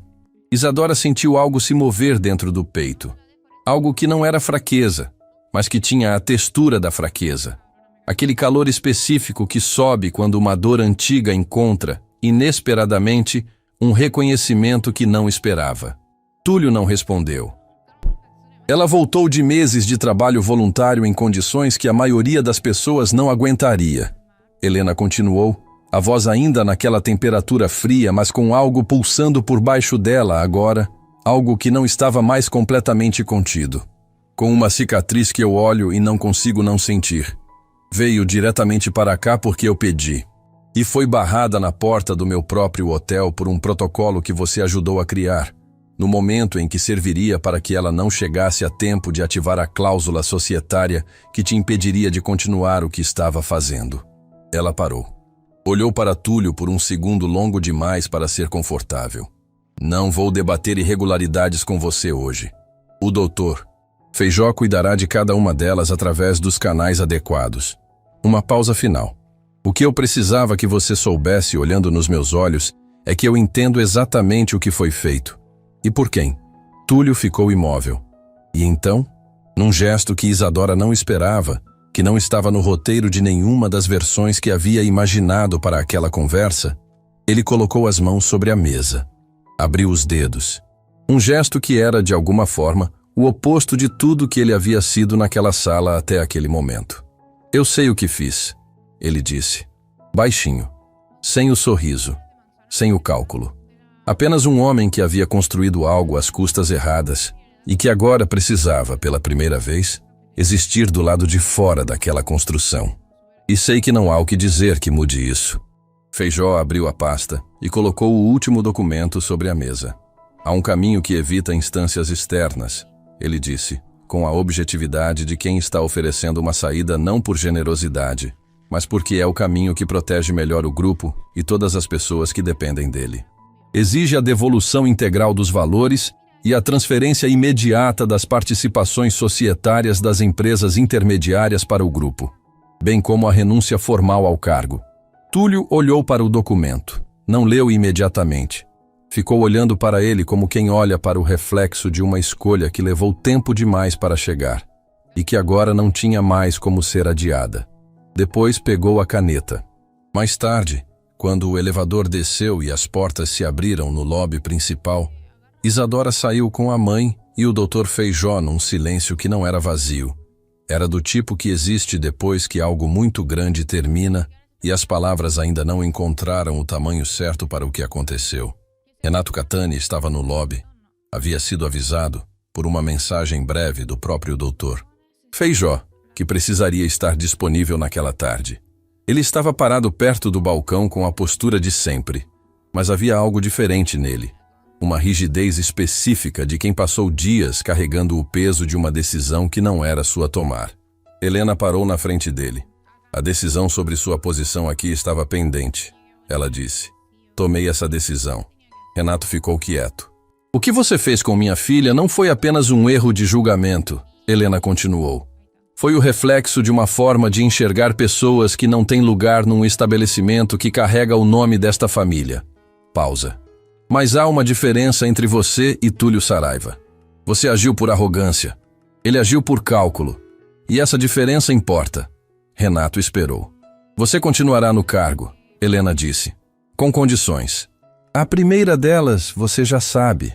A segunda, ela virou levemente o rosto na direção de Camila, que estava atrás do balcão e que havia ficado absolutamente imóvel durante toda a cena. é que a senhora Camila Rego será promovida à supervisão de atendimento ao hóspede, com reporte direto à gestão executiva. A partir de hoje. Camila sentiu o coração parar. Depois sentiu as mãos esfriarem. Depois sentiu, com aquela sensação específica de quando uma coisa boa e inesperada chega e o corpo não sabe imediatamente como receber, os olhos arderem. Ela não chorou, mas foi muito próximo. Renato a sentiu. Uma vez, com a cabeça ligeiramente inclinada, não de humilhação performática, mas com a inclinação genuína de quem carrega o peso do que fez e não tem argumento contra ele. Entendido, ele disse. Isadora olhou para Camila, e Camila lembrou, naquele instante, da frase que havia ficado na cabeça desde o primeiro dia, a frase que havia pensado quando viu aquela mulher de roupas desgastadas atravessar o lobby com a coluna ereta e os olhos fixos no elevador. Ela não parece perdida. Ela parece que voltou. Havia acertado. Havia acertado desde o início. E havia feito a única coisa que estava ao seu alcance fazer. Não havia desviado o olhar. Às vezes, é tudo o que precisa ser feito. Naquela mesma tarde, Flávia, que chegou para o turno da tarde e encontrou o hotel num silêncio diferente do habitual, o tipo de silêncio que existe depois de uma tempestade que passou rápido demais para ser completamente processada. Perguntou a Camila em voz baixa o que havia acontecido. Camila ficou em silêncio por um momento. Depois disse: "A mulher que entrou aqui alguns dias atrás. A que você me contou sobre a cobertura reservada de madrugada. Sim, era ela que estava sendo esperada." Pausa. O hotel inteiro estava sendo esperado por ela. Só ainda não sabia. Algumas histórias terminam com barulho, com aplausos, com anúncios, com o tipo de resolução que enche manchetes e preenche conversas. Mas as histórias que realmente mudam pessoas, as que ficam gravadas não na memória, mas em algum lugar mais fundo, mais permanente, essas costumam terminar de outro jeito. Terminam em silêncio, em gestos pequenos que carregam pesos enormes, em palavras ditas baixinho, entre duas pessoas, num ambiente onde ninguém precisa aplaudir porque o que aconteceu é grande demais para caber em aplauso. Semanas depois de tudo que havia acontecido naquele hotel, Isadora voltou ao Grand Majestic. Não pela porta dos fundos, não pelo corredor de serviço, pela mesma porta giratória por onde havia saído dias antes com um sorriso que ninguém havia entendido, e que agora ela atravessou com as mesmas roupas simples que havia se recusado a trocar, porque havia decidido, desde aquele dia na varanda com a mãe, que não mudaria quem era para ocupar espaços que sempre haviam sido seus. O lobby estava como sempre, o mármore polido, os lustres. O ar que cheirava a algo caro e controlado. Mas havia algo diferente. Camila estava atrás do balcão, não mais na recepção de base, mas na posição de supervisão, com um crachá novo que ainda parecia ligeiramente irreal para ela toda vez que abaixava os olhos e o via. Quando ergueu o rosto e viu Isadora atravessando o hall, ficou parada por um segundo. Isadora caminhou até o balcão. As duas se olharam. Não havia muita coisa a dizer. E talvez fosse exatamente isso que tornava aquele momento tão pesado de uma forma boa. Daquele tipo raro que não pesa para baixo, mas para dentro. Como algo que se instala e fica. "Como está sendo?" Isadora perguntou. Camila considerou a pergunta com honestidade. "Diferente", ela respondeu. "Do bom jeito." Isadora assentiu. "Você não desviou o olhar", ela disse. "No primeiro dia. Quando todo mundo ao redor escolheu não ver, você viu. Uma pausa. Isso importou mais do que você imagina." Camila sentiu a garganta apertar com aquela pressão específica de quando uma emoção grande encontra um espaço pequeno para sair. "Eu só fiz o que parecia certo", ela disse. "É exatamente isso", Isadora respondeu. "É sempre exatamente isso."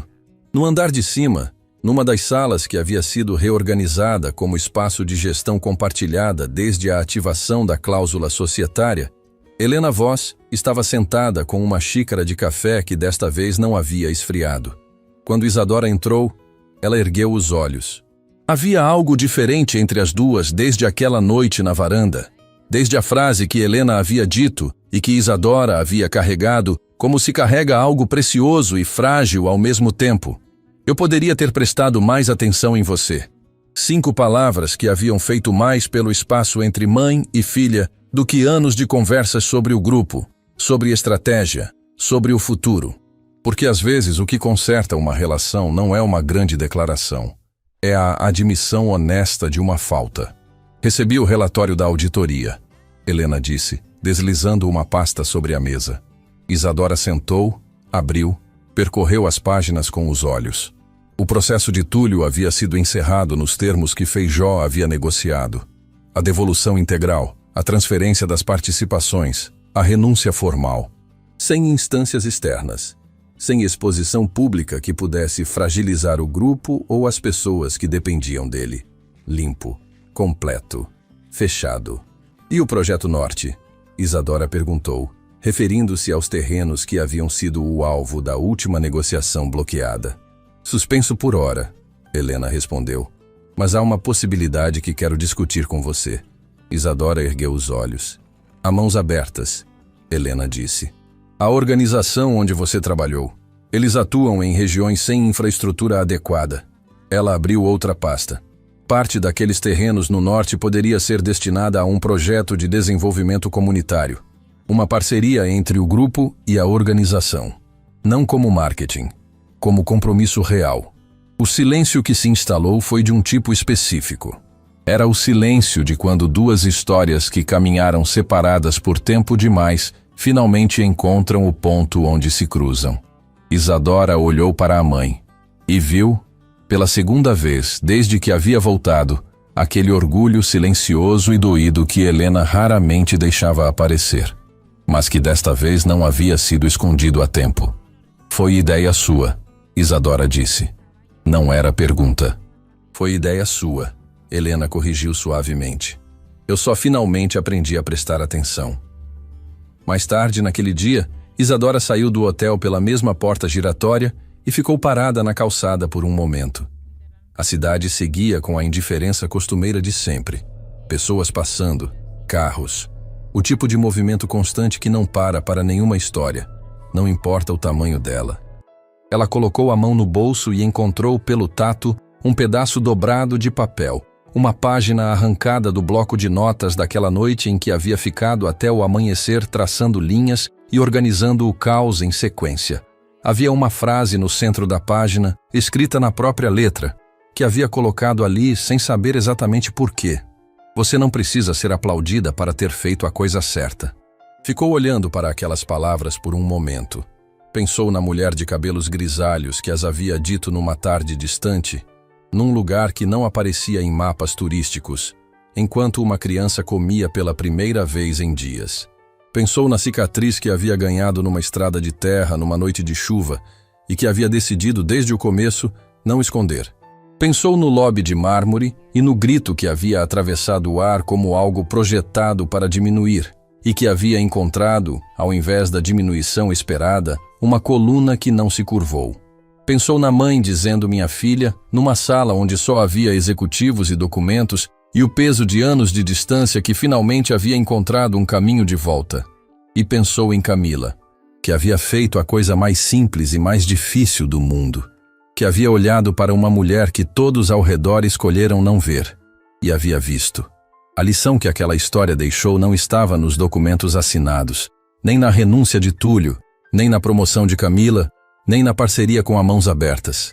Estava numa verdade mais antiga do que qualquer uma dessas coisas, que o valor de uma pessoa nunca esteve, na roupa que ela usa, no hotel em que é recebida, no sobrenome que carrega ou na aparência com que chega depois de uma longa jornada. Que as maiores histórias de transformação raramente começam com fanfarra. Começam com alguém entrando por uma porta, com a coluna ereta, com um envelope amassado na mão. E com a certeza silenciosa de que, independente do que venha a seguir, não há grito no mundo capaz de mover quem sabe, com toda a clareza que a dor e a experiência constroem, exatamente onde tem o direito de estar. Isadora dobrou o papel, guardou no bolso e foi embora. Não como a mulher que havia sido expulsa, como a mulher que havia voltado e que, desta vez, não precisaria mais de nenhuma porta giratória para confirmar isso.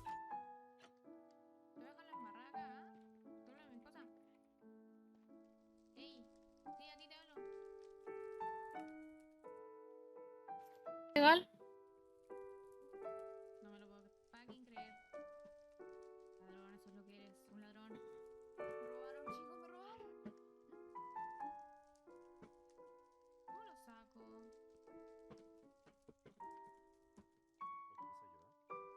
Otra vez se cayó. No sé cómo sacarlo. Ah, muchas gracias.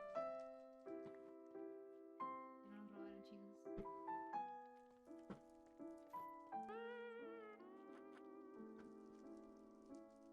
Pero no vamos a ir de acá hasta que tengamos decente la casa. No, pero es a todos. Quiero hacer una armadura, pero creo que todo se hace acá. Claro, yo necesito un gorro de cuero. De la polla me voy a hacer un gorro de cuero. ¿Qué tiene?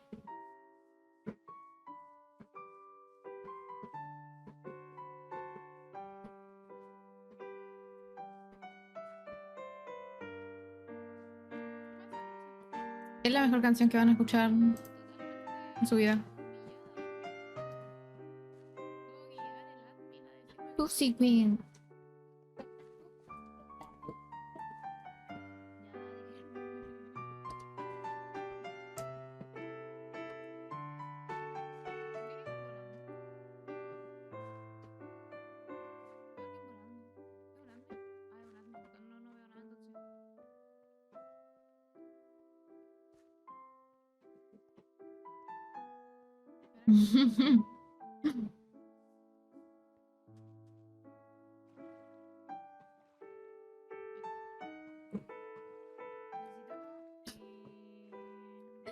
Es que yo pongo las canciones que más me dan risa, ¿ok?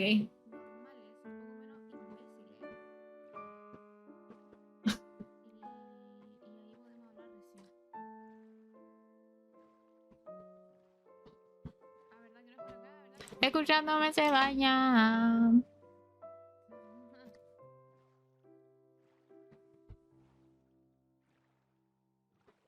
Escuchándome se baña. El color ya lo engaña.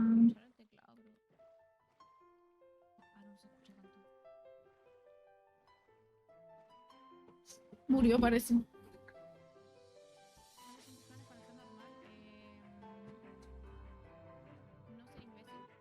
Están hablando en el...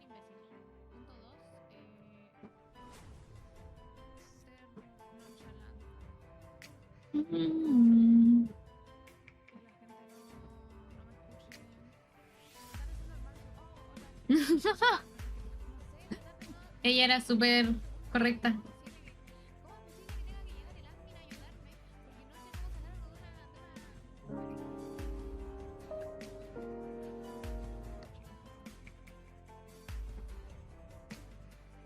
Toma Belcos. Vicente.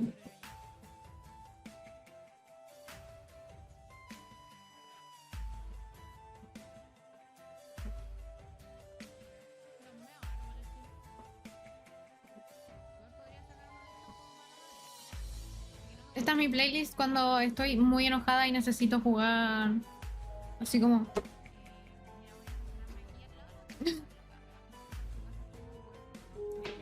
Yo.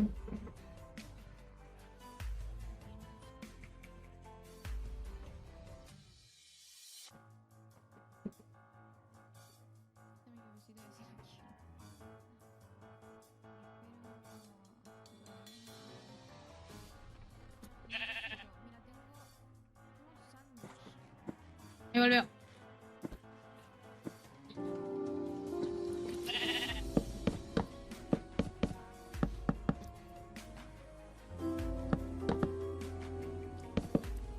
Pero esta canción no la puedo cantar, no me representa. No me representa para nada.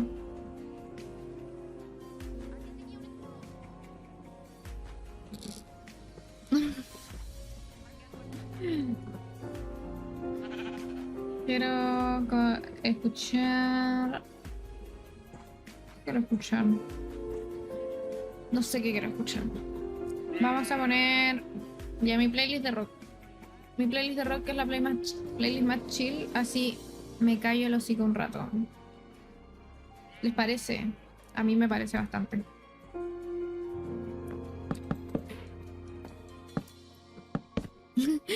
Yo crashaba el servidor cantando como imbécil.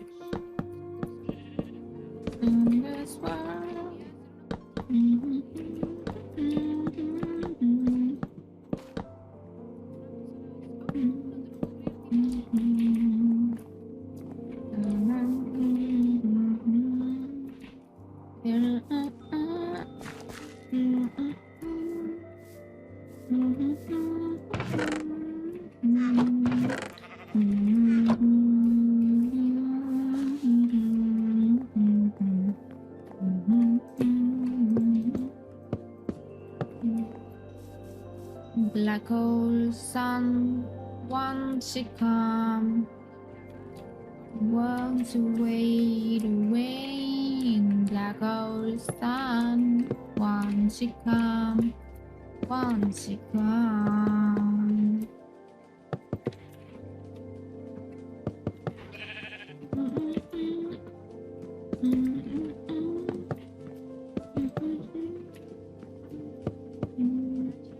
Hubiera hecho esto un poco más grande, pero bueno.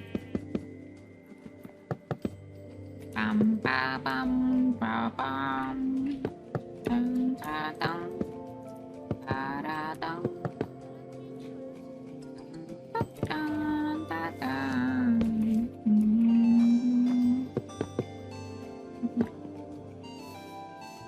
Esto lo voy a reemplazar. Ya no, igual si puede estar decente. Black hole sun once it come, once away away. Black hole sun once it come.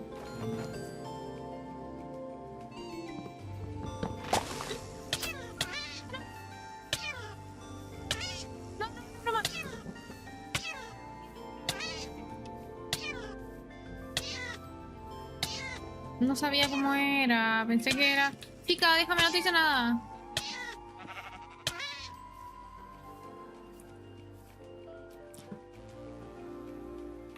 Black hole sun, black hole sun, black hole sun, black hole sun. ¿Pero por qué? A ver, ¿a quién se le ocurre instalarse justo en los árboles que yo planté para cortar? A ellas. Bueno, las voy a dejar ahí. No, sí, ya se les pasó ya. Ojalá nomás no se vuelvan a instalar porque...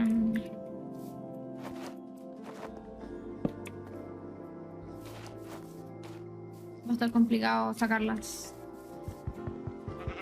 Se supone que con estas garras yo debería picar más rápido.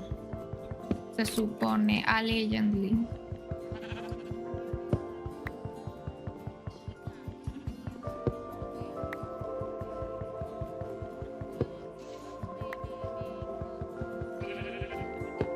Black hole sun once it come, once away away. Black hole sun once it come. ¿Para cuánto no alcanzará? Once it come, once away away. Black hole sun. Hay de decoración, ¿cierto? Yo tenía entendido que hay de decoración. Black hole sun, black hole sun, black hole sun, black hole sun.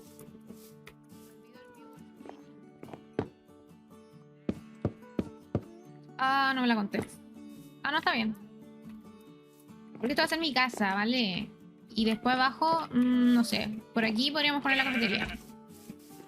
Digo yo. Voy a guardar mis cosas. No tienen el... para llevar las cosas así. Como el carry on.